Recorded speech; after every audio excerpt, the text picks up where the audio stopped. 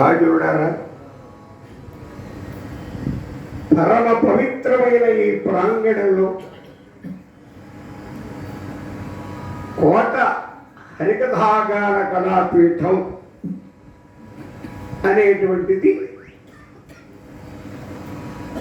యావత్ ఆంధ్ర రాష్ట్రంలో ఉభయ రాష్ట్రాలు కలిసి ఉన్నప్పుడు ప్రారంభించాం. గత 30 సంవత్సరాలుగా